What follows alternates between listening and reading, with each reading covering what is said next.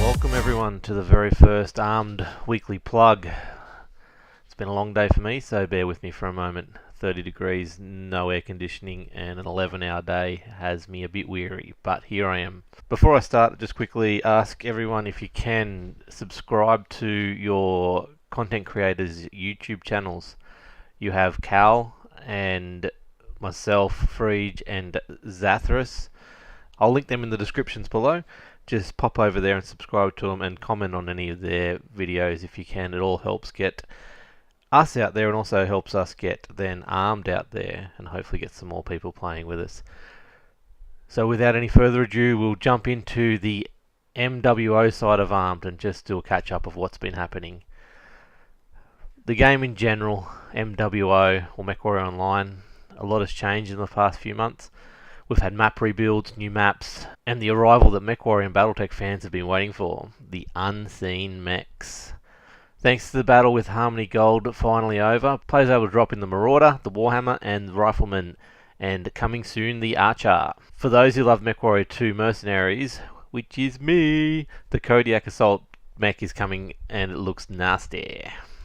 ARMD MWO, on the other hand, has been going from strength to strength since the Steam release of MWO. It's seen an influx of new members and a return to the game of some veterans.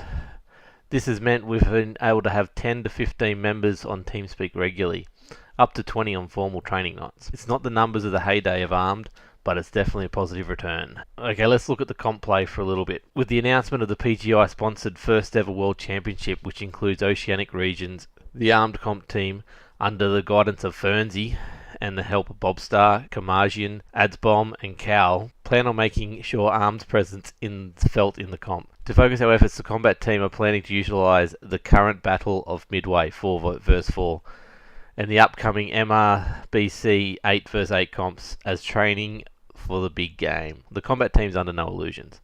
The small Oceanic group, with the likes of OMC 228 and JEGX, is tough, but ARMD are ready to go and willing to give it a good showing. Currently, training is getting between 10 to 20 people online, which is awesome. Which currently field 3 teams within the Battle of Midway, 2 in Division 2 and 1 in Division 3. Hannah Montana Unitards, the Black Sheep Company, Team Laser Unicorn, 6K sucks.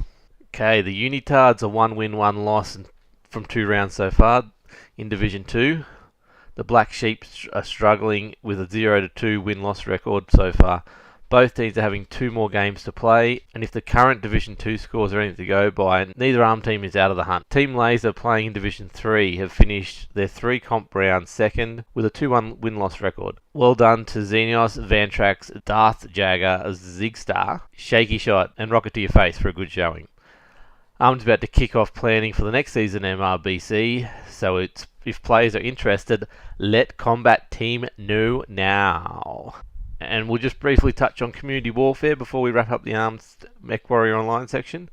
With the heavy comp involvement lately, community, known as faction warfare, has dropped off in interest. We still have a keen group of players dropping regularly, so hit up the likes of Darth Jagger and Slide if you're interested.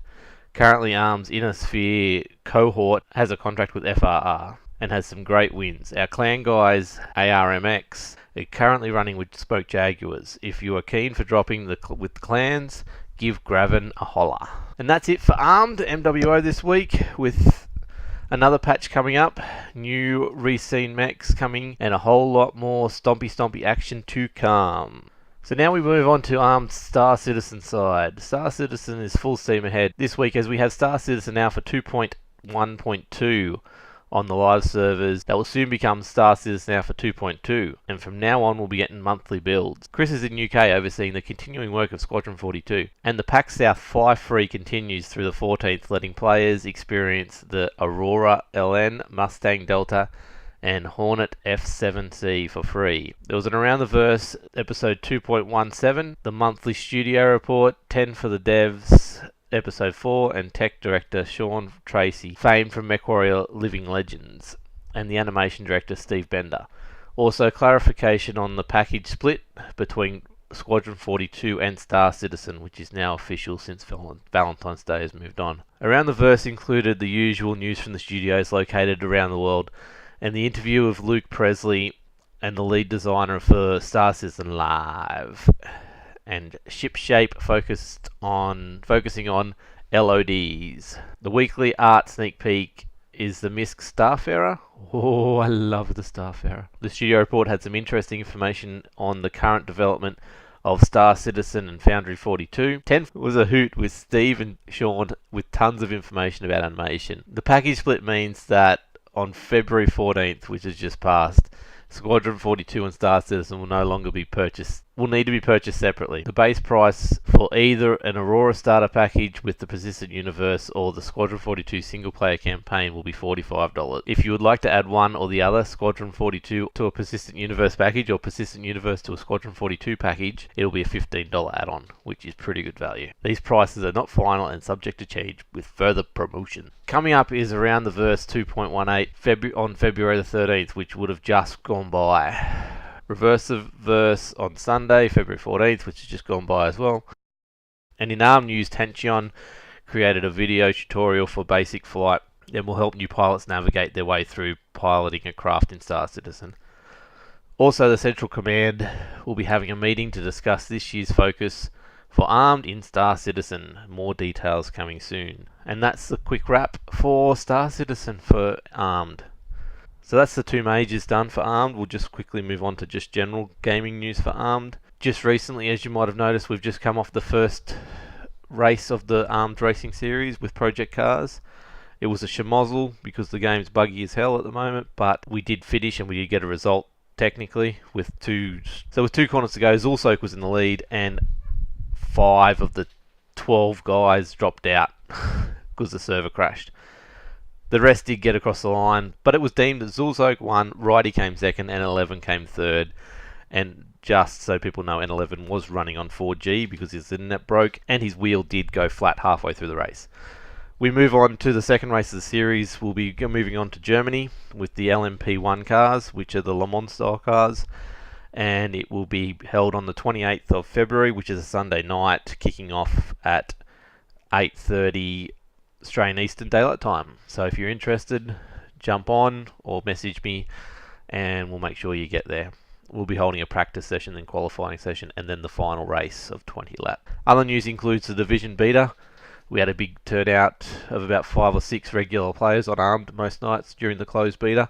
We expect more to be hitting once the open beta hits this weekend. So if you are interested in the Division, jump over, download the open beta when it goes preload, and be ready on Friday night to have a run with the boys. At this stage, Grumpy, myself, Cal, I'm pretty sure Zath, Vast, Soap, and I think Black Widow's been having a go at it as well. So that's the minimum. But if you're interested, we'll have a channel downstairs at all times during the open beta, and then the game goes live on the 8th of March, which ARM should have a fairly good focus in.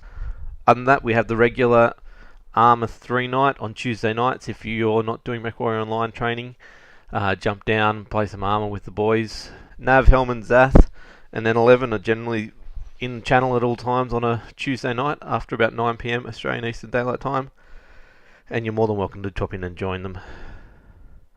Other than that, generally we're seeing a lot of people in the Diablo 3 channel, so pop in and see Zul down there if you're interested in that. But if anyone else has any gaming news they want me to bring up from here on in, this will be a weekly show airing Sunday night. Deadline for content to be submitted for the show will be Thursday night, and it'll be recorded on the Friday night, giving me 2 days to edit and release. So if you're interested, drop me a line. My Twitter is @Freege1, so it's FREEGE1. Follow me and tweet to me if you want any info. Get me on arm.com.au, or jump over to my YouTube channel, which is Freege, FREEGE. Subscribe or comment, and I will be happy to reply to you and let you know what's going on. Other than that, that's it from me for the night, and Freege out. Just like to take a quick second at the end of this video to let you know and say thank you to Corsair and Cal. They helped write, or they wrote the 2 sections for Star Citizen and NWO of this video. If you want to check them out, Cal space H over on YouTube, and I'll have a link down below to him, and also Corsair on Twitch is twitch.tv/CORSAIR3025. Go check him out, chuck a follow, it will help him out as well. Thanks guys, and till next week, bye.